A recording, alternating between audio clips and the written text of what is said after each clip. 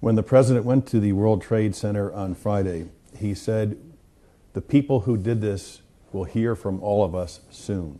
There's an expectation in the country that we're about to pay back big time quickly. What should the American people think or feel about that? I think the important thing here, Tim, is for people to understand that things have changed since last Tuesday. The world's shifted in some respects. Clearly what we're faced with here is a situation where terrorism has struck home in the United States.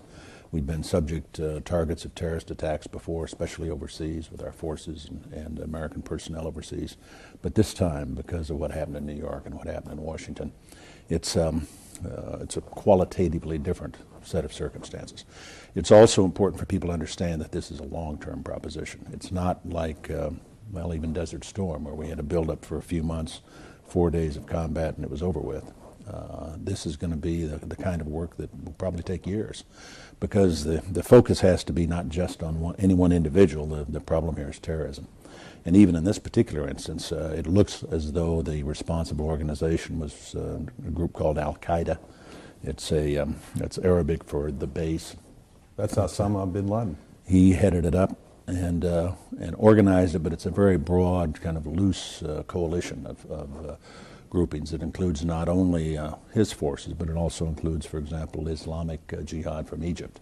It includes a movement from Uzbekistan. The groups that are terrorist organizations, people that oftentimes move around them, sometimes share common ideologies that operate on a worldwide basis. And what we have to do is take down those networks of terrorist organizations.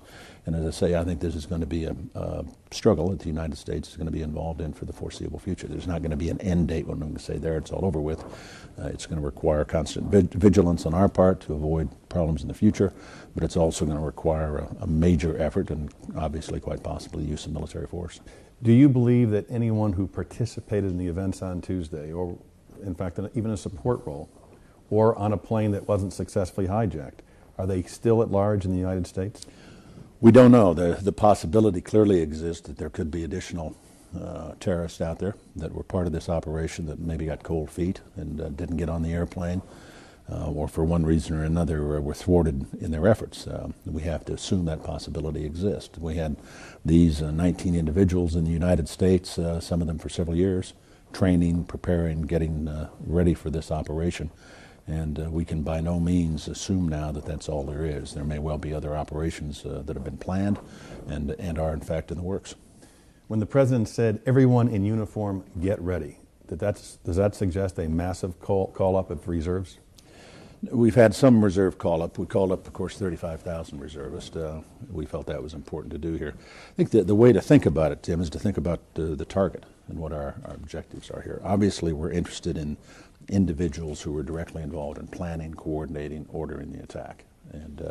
But those tend to be individuals or small groupings of individuals, cells perhaps, various places around the world. We need to go find them and root them out. But we also, what's different here, what's changed in terms of U.S. policy is the president's determination to also go after those nations and organizations and people that lend support to these terrorist operators.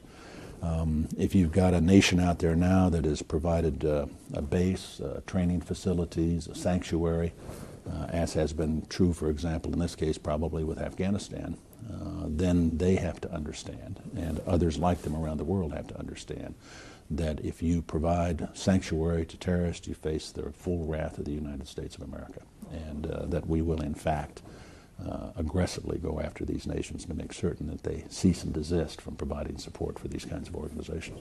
Full wrath. That's a very strong statement to the Afghans this morning. It is indeed. The president said that Osama bin Laden was the prime suspect. Why?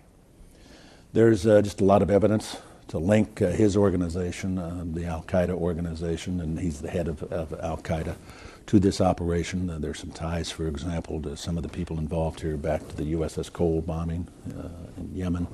We're able to tell, going back now, looking at relationships and the way they've operated in the past, we're quite confident that, in fact, as the President said, he is the prime suspect. That doesn't mean we know all there is to know yet.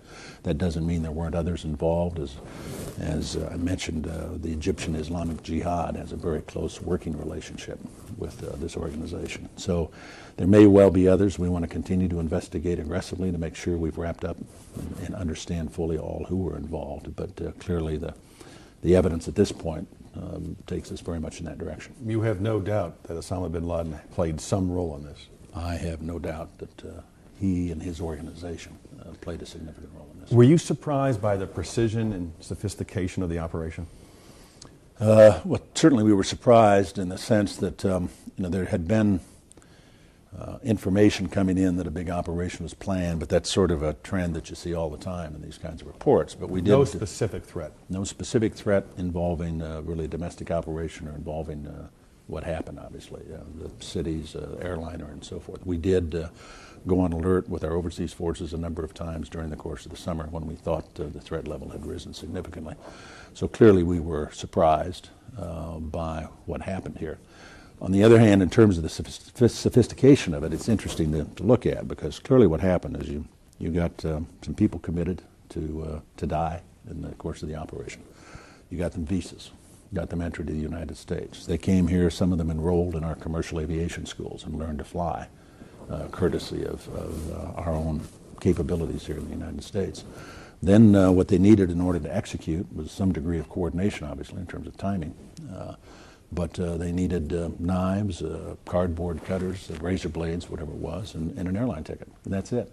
They then were able to take over the aircraft and use our own, heavily loaded with fuel, large aircraft to take. Intentionally choosing planes that had lots of fuel and a few passengers. It certainly looks that way.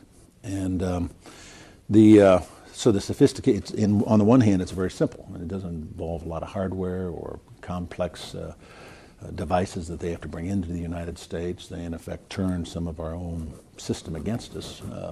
But its simplicity does, in fact, also speak volumes in terms of planning, creativity, ingenuity in terms of how they go about these kinds of operations.